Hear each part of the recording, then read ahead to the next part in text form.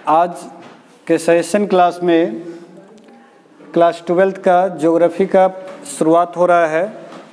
Class 12th का geography एक बहुत ही महत्वपूर्ण विषय है, क्योंकि इसके बाद ज्योग्राफी ऑनर्स लेकर के कैरियर को विभिन्न तरह से डेवलप किया जा सकता है। अब रहा बात कि ज्योग्राफी में हम लोग किस प्रकार से कम समय में नॉलेज के साथ और परीक्षा के हिसाब से मेहनत कर सकें। तो इसके लिए सबसे पहले मैं आपको सिलेबस का और क्वेश्चन के पैटर्न को मैं डिस्क्रिप्ट कर देता हूं, उसके बाद आज के परिप्रेक्ष्य में भी बताऊंगा। तो जैसे कि आप बोर्ड पे देख रहे हो कि 70 और 30 ये थ्योरी और ये प्रैक्टिकल, कुल 100 नंबर के परीक्षा होंगे। 70 नंबर का थ्योरी होगा और 30 नंबर का प्रैक्टिकल होगा। तो ये कॉलेज या स्कूल जो +2 हैं उनके द्वारा लिया जाएगा। तो इसमें अप्रोक्सीमेटली 25 से 27 के बीच कॉलेज मार्किंग करती है। उनका क्या हिसाब है, क्या मापदंड है, वो समझ लें, लेकिन जो अब तक का अनुभव है वो मैं आपके साथ शेयर कर रहा हूँ। रहा बात थ्योरी में, तो थ्योरी में 50% ऑब्जेक्टिव, 50% में डिस्क्रिप्टिव है। 50% ऑब्जेक्टिव का अर्थ हो गया 35 नंबर के लिए ऑब्जेक्टिव रहेगा और 35 नंबर डिस्क्रिप्टिव रहेगा। लेकिन प्रश्न जो है पूछा जाएगा वो 60% पूछा जाएगा। कुल ऑब्जेक्टिव की संख्या 48 होगी, जिसमें से आपको कोई 35 प्रश्नों को जवाब देना है। यानी कि ऑब्जेक्टिव में भी ऑप्शन है छोड़ने का, कि अगर हम 35 प्रश्न देना है तो 48 में से हम 13 प्रश्न को हम लोग स्किप कर सकते हैं। तो 35 क्वेश्चन का जवाब देना है, प्रत्येक के लिए 1 नंबर होंगे। इसी प्रकार जो 35 थ्योरी है वो 2 भागों में बटा होगा, शॉर्ट टाइप और लॉन्ग टाइप। शॉर्ट टाइप में 15 प्रश्न पूछे जाएंगे, लॉन्ग टाइप में 6 प्रश्न पूछे जाएंगे। शॉर्ट टाइप के 15 प्रश्नों में से कोई 10 प्रश्नों का उत्तर देना है और प्रत्येक के लिए 2 नंबर रहेंगे। तो कुल मिला के 10 गुने 2 20 नंबर हो गए। और इधर जो 6 लॉन्ग टाइप पूछा जाएगा उसमें से कोई 3 प्रश्नों का उत्तर देना है और वो 5 से मल्टीप्लाई होगा। 5 नंबर एक क्वेश्चन के लिए आंसर के लिए दिया जाएगा, तो 5 दिया 15, तो कुल हो गया 20 और 15 35 नंबर, और इधर 35 नंबर, तो कुल 70 नंबर। तो अगर हम लोग इस पैटर्न को समझ जाते हैं तो आंसर करना भी आसान होगा और टेक्निकल तरीके से आंसर दे करके हम ज़्यादा से ज़्यादा मार्क्स को ला सकते हैं। अब रहा बात कि आज का क्लास में मैं आपको क्या देने जा रहा हूँ। तो आज के सेशन क्लास में सजेशन ओवरऑल बनाया जाएगा और हम लोगों का टारगेट है कि कम से कम प्रश्न को सजेस्ट किया जाए ताकि आप पर भार कम हो। लेकिन आज के परिप्रेक्ष्य में आज मैं कुल 9 शॉर्ट टाइप और 1 लॉन्ग टाइप प्रश्न का उत्तर आप लोगों को समझाऊंगा। तो 9 प्रश्न के लिए 2-2 मार्क्स है, तो कुल 18, और 1 प्रश्न के लिए 5 मार्क्स है लॉन्ग टाइप के लिए, तो 5, तो 18 और 5 हो गए, कुल 23 नंबर आप लोगों को जो है आज मैं बताऊंगा। आपको मैं ये इसलिए बता दिया कि मैंने पिछले क्लास में ही कहा था कि इसको क्या करना है कि वीडियो देखने के साथ ही आप इसको क्या करें कि सुने, समझें, देखें और उसको जो है आंसर करें। फिर इसका क्वेश्चन का जो एक PDF रहेगा उसको लेकर के उस सभी प्रश्नों को बारी बारी से सेल्फ टेस्ट दें और सेल्फ टेस्ट में देखें कि आप अपने से मार्किंग भी करें या आपने किसी सीनियर से मार्किंग करवा लें और देखें कि आप कितना मार्क्स लाते हैं। जितना मार्क्स लाएंगे वो प्लस इसी के अंत में 50 ऑब्जेक्टिव का सेट दिया जाएगा। तो 50 ऑब्जेक्टिव भी आप लोगों को देखना है उसमें, तो उन प्रश्नों को भी आप आंसर करें, वो भी वीडियो देखते हुए आप करते हैं। तो इससे क्या होगा कि ऑनलाइन जो भविष्य में आपको कभी कोई टेस्ट वगैरह देना होगा तो उसका भी प्रैक्टिस हो जाएगा। तो आप वो भी कर लें, तो 50 वहाँ से मिल जाएगा और 23 इधर से, 73 नंबर का टोटल एग्ज़ाम होगा। आप इसका मार्किंग भी कर लें और उसका भी। उसका मार्किंग के लिए प्रक्रिया ये भी है कि आपको जिस दिन ये क्लास मिलेगा उसके नेक्स्ट डे ही इसका सॉल्यूशन भी मिलेगा ऑब्जेक्टिव का। तो आप उससे जो है आप मार्किंग करके और दोनों नंबर को ऐड करके कमेंट बॉक्स में डालें और देखें कि आप अन्य बच्चों से कहाँ आगे और कहाँ पीछे हो रहे हैं। अगर आगे हो रहे हैं तो और बेहतर करने का प्रयास करें, और अगर दुर्भाग्यवश पीछे हो रहे हैं तो अपने कमी को देखें कि कहाँ आप कम पढ़ रहे हैं और उसको फोकस करें। तो आज चलते हैं हम लोग अपने पहले प्रश्न की ओर कि आज का हम लोगों का पहला प्रश्न क्या है। तो पहला प्रश्न है, मानव भूगोल से आप क्या समझते हैं? मानव भूगोल क्या है? तो जैसा कि मैंने पहले मानव भूगोल के विषय में आप सिलेबस में देखे होंगे कि मानव भूगोल आपके सिलेबस में ज्योग्राफी को पढ़ना ही है। मतलब ज्योग्राफी के कई भाग हैं, उसमें से एक भाग है मानव भूगोल जो 12th के सिलेबस में है। मतलब ये कि आपको जो पढ़ना है पूरा सिलेबस, उसी का प्रश्न है कि मानव भूगोल क्या है। वैसे ये पहला चैप्टर भी है आपका। तो मानव भूगोल क्या होगा, तो बहुत आसान सा सरल सा उत्तर दे सकते हैं कि मानव भूगोल मानव से संबंधित जो क्रियाकलाप है उसका अध्ययन हम भूगोल के जिस शाखा के अंतर्गत करते हैं उसे मानव भूगोल कहते हैं। बस। अच्छा, ये भी ध्यान देना है उत्तर देने के समय कि 30 से 50 शब्दों में देना है। अगर किसी कारणवश कोई उत्तर परफेक्ट होने देना है उत्तर, उसको ये नहीं कि बहुत ज़्यादा लेंदी बनाना है, तो उसमें क्या होता है, ना ही इनकम्प्लीट छोड़ना है। तो ये अगर कभी कभी जैसे कि ये प्रश्न का उत्तर बड़ा ही सरल होगा कि मानव भूगोल भूगोल की वह शाखा है जो जिसमें मानव के क्रियाकलापों का अध्ययन करते हैं। अगर इतना भी उत्तर देते हैं तो सटीक 2 नंबर मिलेंगे। लेकिन भले ही ये 30 शब्द के जगह 20 शब्द हों, तो इससे घबरा नहीं जाना कि ये तो बहुत सरल उत्तर है, बहुत 2 लाइन में उत्तर है, इतना उत्तर से शिक्षक प्रभावित होंगे कि नहीं होंगे, ये सब दिमाग में नहीं रखना, बल्कि उत्तर को परफेक्ट और बेहतर तरीके से जो है लिखना है, ये ध्यान रखना। और हैंड राइटिंग पर भी ध्यान देना है। तो मानव भूगोल को एक बार फिर से समझे कि मानव भूगोल मानव के क्रियाकलापों का अध्ययन है। वैसे एक चीज़ पर और मैं ध्यान आकृष्ट करना चाहूँगा कि अगर आप सिलेबस को देखे होंगे, और देखना ही चाहिए, कि आप देखेंगे कि आपको भूगोल में जो भी कंटेंट है, जो भी आपको पाठ्यक्रम में जो पढ़ना है, जैसे कि मानव भूगोल का जो चैप्टर है 2 भागों मानव भूगोल का जो आपको सिलेबस है उसको 2 भागों में बांटा गया है, एक विश्व स्तरीय और एक भारत का। तो विश्व स्तरीय या भारत का दोनों में लगभग सिलेबस जो क्वेश्चन का चैप्टर का शीर्षक है वो एक ही है, जैसे जनसंख्या, मानव विकास, यातायात, उसके बाद उद्योग, व्यवसाय, रोजगार, कृषि। तो ये सभी को भी अगर हम लोग बारी बारी से कॉमा दे करके लिख दे कि ये सभी मानव भूगोल है, तो भी सटीक उत्तर होगा और 2 नंबर का होगा। और मैं आपको एक बात और बता दूं कि आप अपने भाषा में, सरल भाषा में उत्तर दें। तो बहुत आसान कि मानव भूगोल क्या है, तो मानव भूगोल भूगोल की वह शाखा है जिसके अंतर्गत हम मानव के क्रियाकलापों का अध्ययन करते हैं। अगले प्रश्न की ओर बढ़ते हैं। अगला प्रश्न है कुटीर उद्योग एवं लघु उद्योग में क्या अंतर है। तो कुटीर मतलब शब्द से ही समझ में आ रहा है कि कुटिया होता था पहले। कुटिया इन द सेंस के एक झोपड़ी रहने का घर। तो कुटीर जो उद्योग घर के अंतर्गत हो, घर के परिवार के सदस्य मिलकर के करते हो, ऐसे उद्योग को क्या कहेंगे, कुटीर उद्योग कहेंगे। अब रहा बात लघु उद्योग। तो लघु उद्योग क्या होगा कि वह उद्योग जो कुटीर उद्योग से बड़ा हो लेकिन बृहद उद्योग से छोटा हो, इन दोनों के मध्य हो, यानी कि इसमें परिवार के सदस्य भी रहे, इसके अलावा भी और भी कई लोग इससे जुड़ करके रोजगार मिले, ऐसे उद्योग को लघु उद्योग कहते हैं। और इसका जो दायरा है वह अपने क्षेत्र के अलावा ये राज्य स्तरीय, प्रदेश स्तरीय भी हो सकता है। तो कुल मिलाकर के लघु उद्योग कुटीर उद्योग से विकसित स्वरूप है, बड़ा स्वरूप है। और लघु उद्योग में हम लोग क्या करते हैं, समाज के कई लोगों को रोजगार भी देते हैं। तो कुटीर उद्योग और ये लघु उद्योग। अगला प्रश्न है मानव विकास के 2 मूलभूत क्षेत्र कौन है। या कभी कभी प्रश्न ऐसा भी कभी दे देता है कि मानव विकास से आप क्या समझते हैं। वैसे दोनों का उत्तर थोड़ा सा डिफरेंट है, लेकिन मैं दोनों प्रश्नों का उत्तर एक साथ इसलिए बता देता हूं कि अगर ये दोनों में से कोई भी एक प्रश्न रहे तो आप सरलता से उत्तर दे सकते हैं। तो सबसे पहले अगर इस विषय पर ध्यान दें कि मानव विकास है क्या।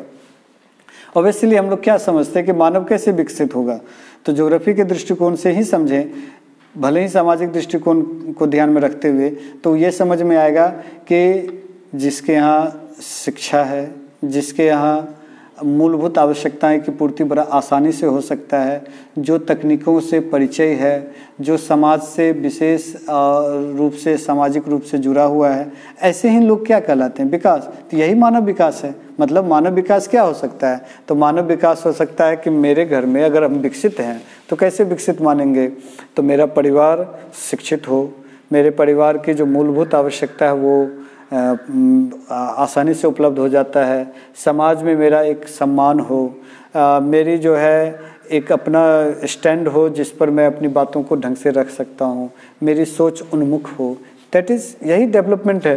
तो अगर मानव विकास का डेफिनेशन दिया जाए तो बड़ा सरलता से दे सकते हैं कि जब हम लोग शिक्षा, रोजगार, सामाजिक उत्थान इत्यादि से अभिप्रेरित होते हैं तो इसी को मानव विकास कहते हैं। अब इसी में है कि मानव विकास के दो मूलभूत क्षेत्र क्या हो सकते हैं। तो मूल रूप से मूलभूत क्षेत्र हो सकते हैं उत्पादकता, मूलभूत क्षेत्र हो सकते हैं स्थिरता, कि अगर मानव भूगोल अगर उत्पादकता की ओर बढ़ता है कि जैसे जैसे उसमें डेवलपमेंट होगा तभी होगा जब प्रोडक्शन बढ़ेगा, और प्रोडक्शन होने से क्या होगा कि हम स्थिर हो जाएंगे, स्टेबल हो जाएंगे, हमारे अंदर स्टेबिलिटी आ जाएगी, तो हम क्या ज़्यादा दिखेंगे, विकसित दिखेंगे। तो मानव विकास के दो मूलभूत क्षेत्र कौन हैं, तो उत्पादकता, प्रोडक्शन एंड स्टेबिलिटी, स्थिरता। अगले प्रश्न की ओर बढ़ते हैं।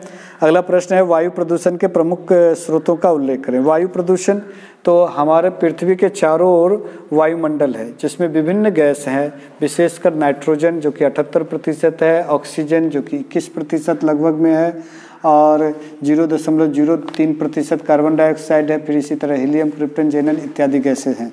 तो ये सभी गैस प्राकृतिक रूप में अपनी एक मात्रा में है जो हम लोगों को हेल्दी बनाता है, स्वस्थ बनाता है, हम बेहतर जीवन और स्वास्थ्यकारी जीवन जी सकते हैं। लेकिन हमारे विकास के दौर में कुछ ऐसा हो जाता है कि हम क्या करते हैं कि गैसों की गुणवत्ता में इम्बैलेंस और संतुलन उत्पन्न कर देते हैं, जिससे कि वायु प्रदूषित हो जाती है, अर्थात हमें श्वसन क्रिया में परेशानी होती है, अन्य क्रियाकलापों में भी परेशानी होती है। तो वायु प्रदूषण, सबसे पहले तो वायु प्रदूषण क्या है, तो कहेंगे कि वायु की गुणवत्ता में जब कमी आती है, वायु में जब की जो मात्रा है उसमें जब असंतुलन आता है, तो इसी को क्या कहते हैं, वायु प्रदूषण। इसके प्रमुख स्रोत क्या हो सकते हैं, तो इसके प्रमुख स्रोत हो सकते हैं बढ़ते हुए कल कारखाने, इसके प्रमुख स्रोत हो सकते हैं वाहनों की बढ़ती बेतहाशा वृद्धि, इसके प्रमुख स्रोत हो सकते हैं हमारा जो है आधुनिकता, जो कि जिसमें एसी या विभिन्न प्रकार के ऐसे रसायनों का उपयोग करते हैं जिससे कि वायु प्रदूषण होता है। हम और भी एक बहुत बड़ा जो वायु प्रदूषण का कारण ये हो सकता है वो है कि हम जो है एक फार्मर के रूप में जो उत्पादन कर रहे हैं, लेकिन कहीं ना कहीं हम हर तरह से जहर को भी लोगों के बीच परोस रहे हैं, वो है अत्यधिक रसायनों का उपयोग, जो कि उसमें जो कीटनाशक का छिड़काव, ये भी वायु प्रदूषण का एक कारण बनता है। और न सिर्फ ये वायु प्रदूषण का बल्कि सॉइल पोल्यूशन का भी कारण बनता है और हमारे स्वास्थ्य से भी खिलवाड़ किया जाता है। तो इसमें किसान की क्या विडंबना है, ये हम लोग विस्तार से चर्चा करने का विषय है, लेकिन जो वर्तमान स्थिति है मैंने उसे अवगत कराया। तो वायु प्रदूषण के ये प्रमुख स्रोत हैं। अगले प्रश्न की ओर बढ़ते हैं। संचार से आप क्या समझते हैं? संचार इन द सेंस फैलना, एक दूसरे की ओर हस्तांतरित होना। तो संचार का अर्थ ही हो गया कि जब हम मैसेजिंग को या कोई भी चीज़ों को एक जगह से दूसरे जगह अगर हस्तांतरित करते हैं तो ये संचार है। लेकिन संचार क्या प्रक्रियाएं हो सकती है? तो संचार एक माउथ एडवर्टीजमेंट है। जैसे कि अगर आप चाणक्य के विषय में जानते हैं तो आप चाणक्य का प्रचार प्रसार इस रूप में करते हैं कि देखो वहाँ पर बड़ा अच्छा पढ़ाई हो रहा है, या फिर अगर आपको कमी दिखती है तो आप ये भी चर्चा कर सकते हैं कि देखो वहाँ पर अच्छी पढ़ाई नहीं हो रही है, आप अपने जूनियर को मना भी कर सकते हो।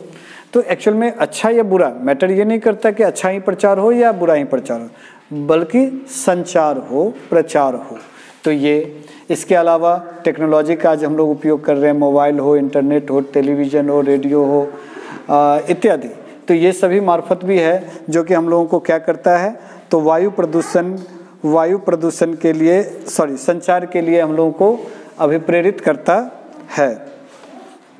संचार एक्चुअल में हर तरह से हम लोग हस्तांतरित होने की चीज़ें हैं। आगे बढ़ते हम लोग अगले प्रश्न की ओर। जो प्रश्न नंबर 6 होगा वो है कृषि योग्य व्यर्थ भूमि से आप क्या समझते हैं?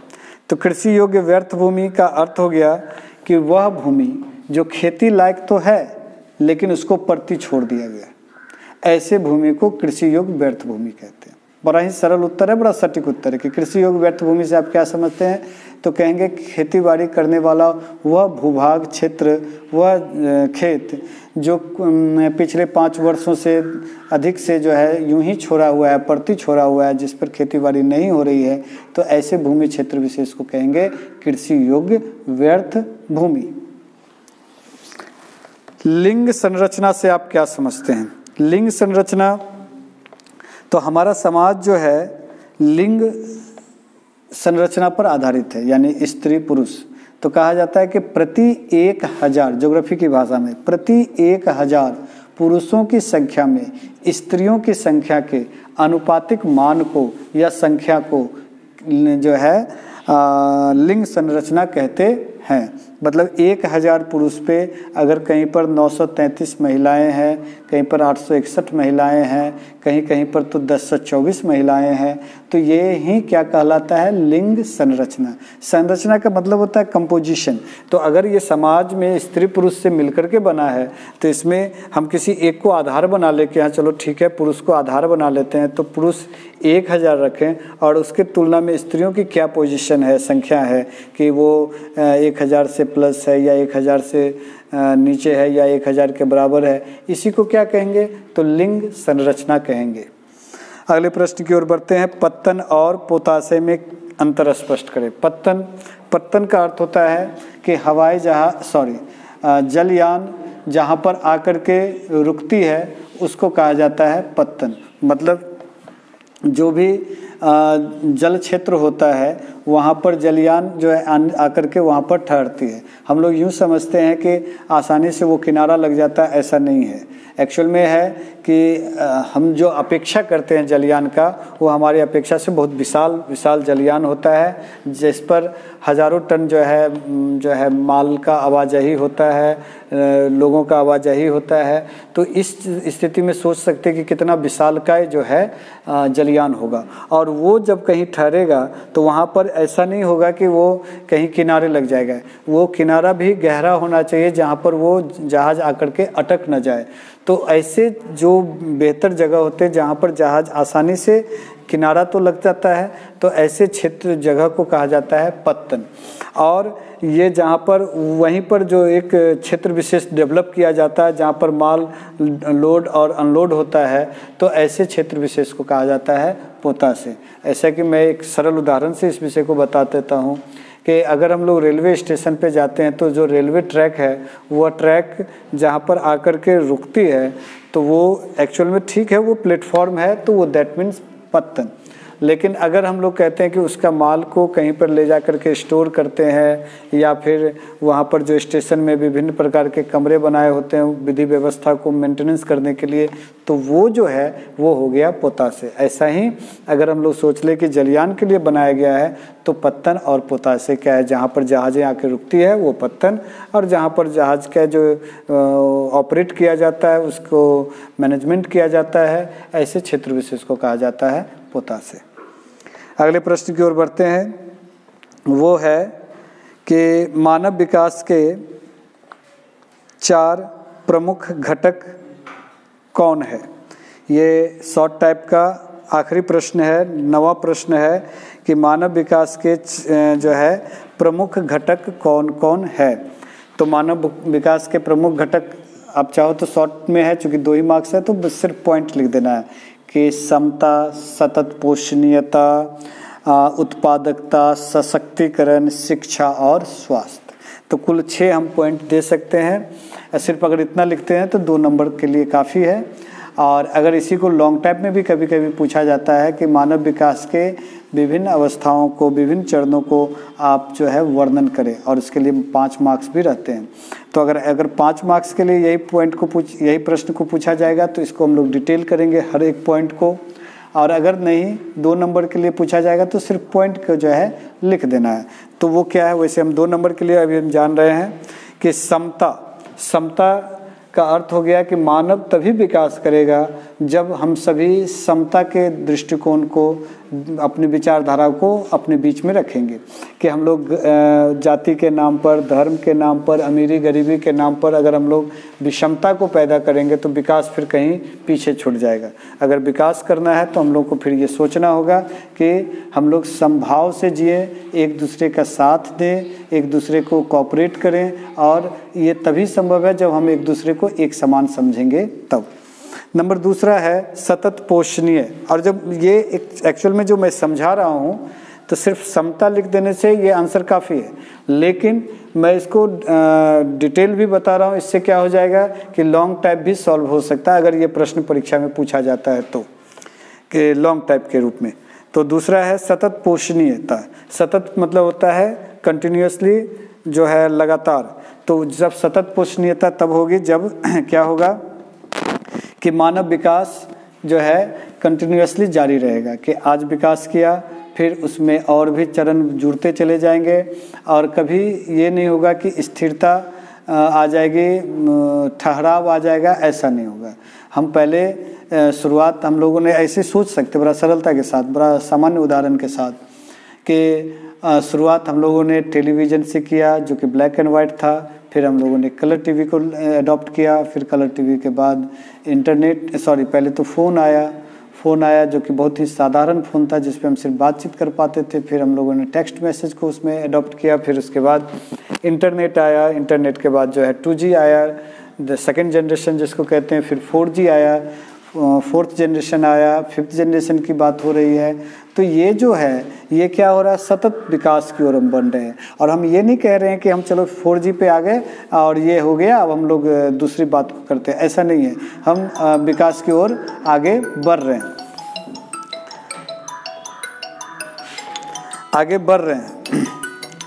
अगर हम लोग बात करते हैं, अगले प्रश्न की ओर बढ़ते हैं।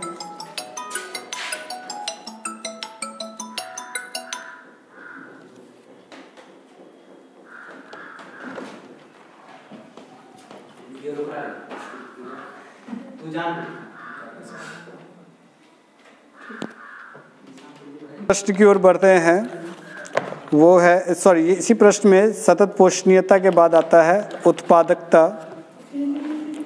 उत्पादकता का अर्थ होता है कि हम लोग प्रोडक्शन करें, और प्रोडक्शन तभी होगा जब क्या होगा, विकास होगा। यानी विकास प्रोडक्शन को दिखाता है, प्रोडक्शन विकास को दिखाता है। अगर आप सोच लें कि अमेरिका अगर विकसित है तो अमेरिका का जीडीपी बहुत ज़्यादा होगा हमारे तुलना में, और जीडीपी दैट मीन्स कि वहाँ पर ग्रोथ जो प्रोडक्शन है वो ज़्यादा होगा। तो इसी चीज़ को अगर हम लोग समझ लें कि विकास को ये आधार माना जाए तो उत्पादकता भी विकास का एक प्रमुख आधार है। इसके बाद बात करते हैं सशक्तिकरण। सशक्तिकरण का अर्थ होता है कि हमारे अंदर जो है एक मजबूती आना चाहिए। हम किसी भी वर्ग, समाज या परिवार से हों, लेकिन हम लोगों को कम से कम मजबूती का जरूर ध्यान रखना चाहिए। अगर हम महिला सशक्तिकरण की बात करते तो अगर महिलाएं मजबूत होंगी तो भी विकास होगा, अगर हमारा गरीब मजबूत होगा तो भी विकास होगा, अगर हमारा पिछड़ा वर्ग जो हम लोग जिसको पिछड़ा करके चले हैं वो अगर मजबूत होगा तो भी हमारा विकास की रूपरेखा खींची जाएगी। तो सशक्तिकरण आवश्यक है। इसके बाद बात करते हैं शिक्षा का। तो मैंने जो है इस विषय पर बहुत बार बात किया है कि शिक्षा एक्चुअल में एक बीज है जो कि हमारे धन, संपत्ति, विकास, सम्मान सबकी वृद्धि का एक बहुत बड़ा पेड़ बन सकता है। कि इस शिक्षा रूपी बीज को अगर हम बोते हैं तो ये हमारे लिए हमारी हर आवश्यकता की पूर्ति कर पाएगा। सम्मान, तो शिक्षा बड़ी ज़रूरी है मानव विकास के लिए। और स्वास्थ्य, कहा जाता है कि स्वस्थ रहना विकास का सबसे बड़ा परिचायक हो सकता है, क्योंकि अगर हम स्वस्थ रहते हैं तो हम कार्य करने की हमारी क्षमता बहुत ज़्यादा बेहतर होती है, और जिसका परिणाम होता है कि हम विकास की ओर उन्मुख हो पाते हैं। तो ये जो है आज का 9 प्रश्न था। ये 9 प्रश्न शॉर्ट टाइप था। अब मैं लॉन्ग टाइप का एक प्रश्न को ले रहा हूँ, वो है भारतीय कृषि की समस्याएं क्या है। तो सबसे पहले भारतीय कृषि की ओर बढ़ते हैं कि भारतीय कृषि एक्चुअल में है क्या। तो हम लोग भारत में रहते हैं, और भारत में रहने का अर्थ है कि हम लोग भारत कृषि को ज़्यादा करीब से देखते हैं।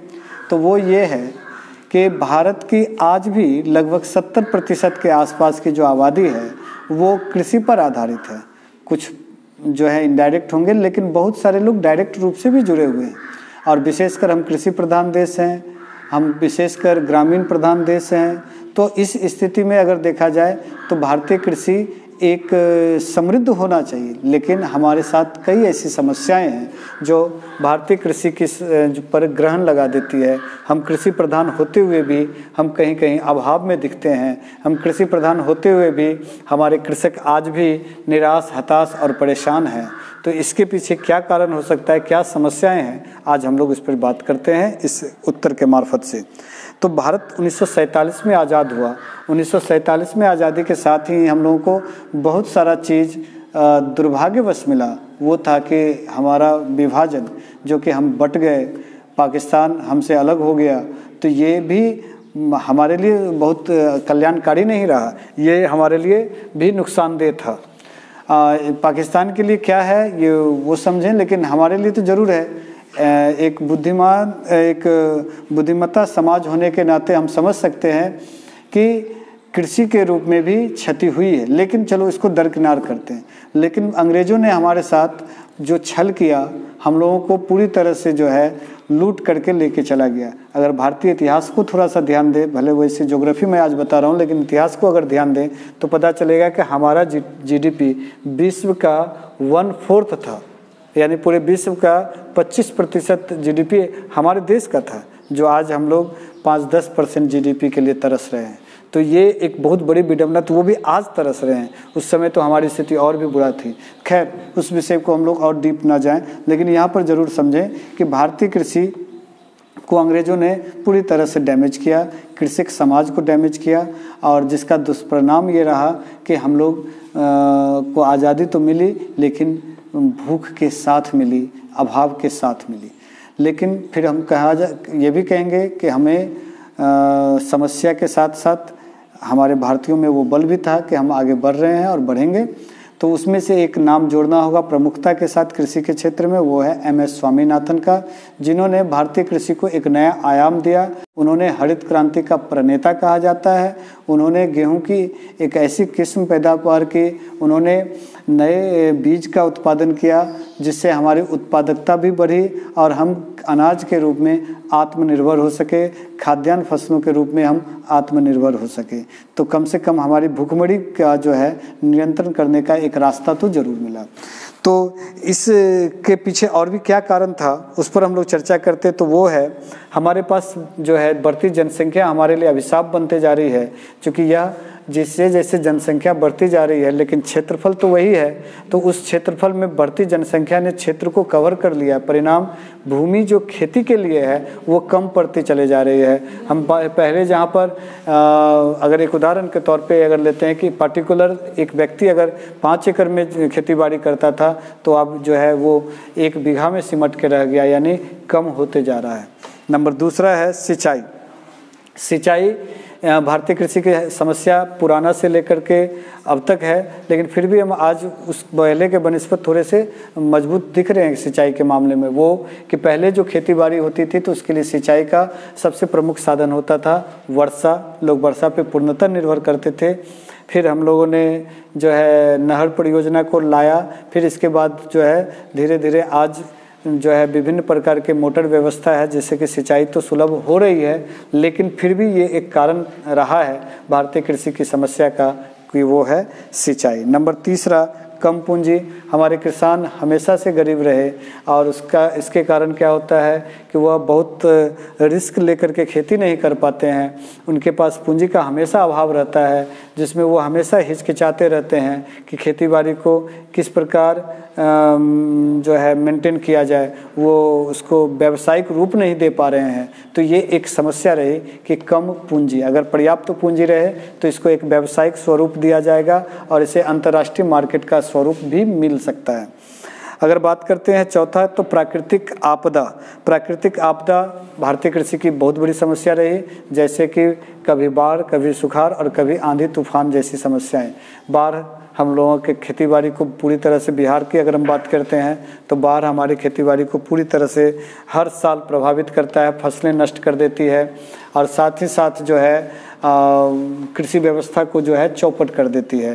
किसान हमेशा इस विषय से परेशान रहते हैं, हर वर्ष ये एक समस्या बन के खड़ी रहती है। और नंबर इसी में कभी कभी सुखाड़ का सामना करना पड़ता है और कभी कभी क्या हर वर्ष जो है ये झंझावत जो हवाएं चलती है, जो आंधी तूफान चलती है, ये भी कहीं ना कहीं प्राकृतिक आपदा के रूप में कृषि को प्रभावित करती है। अगर हम बात करते हैं पांचवा, तो वो है परिवार का आकार। आज जो है परिवार, जनसंख्या बढ़ने के कारण परिवार बढ़ता चला जा रहा है और ज़मीन भी बढ़ती चली जा रही है। परिणाम जैसे कि अगर मेरे पिता के हिस्से में अगर 5 एकड़ ज़मीन था तो मेरे हिस्से में अगर हम लोग 4 भाई हैं तो वो फिर 5 एकड़, सवा एकड़ के रूप में बट गया।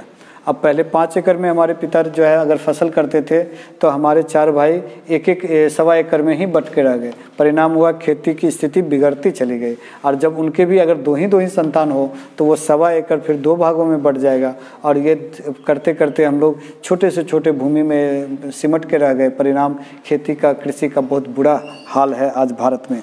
तकनीकों का अभाव, आज हमारे पास तकनीकी का भी अभाव है। हम खेती-बाड़ी तो कर रहे हैं लेकिन अभी भी परंपरागत रूप में कर रहे हैं। वैसे मैं आश्वस्त इस बात को लेकर के आपको कर रहा हूं कि वर्तमान में टेक्नोलॉजी का इस्तेमाल हो रहा है लेकिन फिर भी अपर्याप्त है। जो अन्य देशों के तुलना में हम आज भी तकनीकी मामले में खेती-बाड़ी में पिछड़ रहे हैं, तो इसको भी बिल्डअप करने की आवश्यकता है। जागरूकता ये कि आज भी खेती के जो विभिन्न आयाम है, वैज्ञानिक आयाम है, उसको जो है खेतीबाड़ी में नहीं लाया जा रहा है। लोग आज भी परंपरागत रूप में खेतीबाड़ी कर रहे हैं। अगर इसको वैज्ञानिक तरीके से खेतीबाड़ी किया जाए, मिट्टी की गुणवत्ता की परख की जाए, फसलों के प्रकार पर बात की जाए, किसानों को मिलने वाले जो है सरकारी फ़ायदों पर बात किया जाए, तो कृषि को विस्तृत रूप और बेहतर रूप दिया जा सकता है। लेकिन ये जो है जागरूकता के अभाव के कारण ये एक समस्या बनती जा रही है कि हम परंपरागत की ओर बढ़ रहे हैं।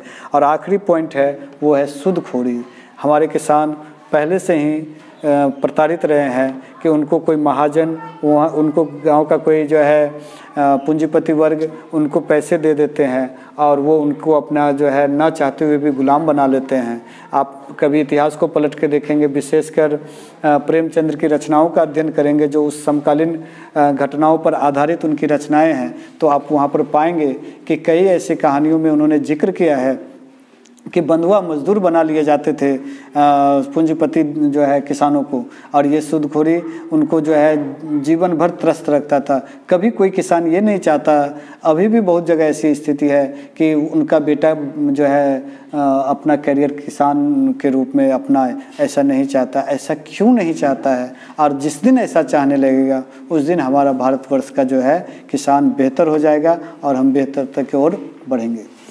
तो आज मैंने आप लोगों को कुल 10 प्रश्नों को सॉल्व करवाया। मैंने इसका जिक्र पहले ही कर दिया था, तो आप क्या करें, इन सभी प्रश्नों को बारी बारी से पढ़ें, देखें और सुन करके इनको उनका टेस्ट दें और मैं जैसे मैंने बताया है वैसा अवश्य करें। इससे निश्चित रूप से परीक्षा में भी बल मिलेगा और आने वाले भविष्य में जब किसी भी विषय में करियर बनाना होगा तो वहाँ पर भी विकास मिलेगा। तो आज के लिए इतना ही। बहुत बहुत धन्यवाद।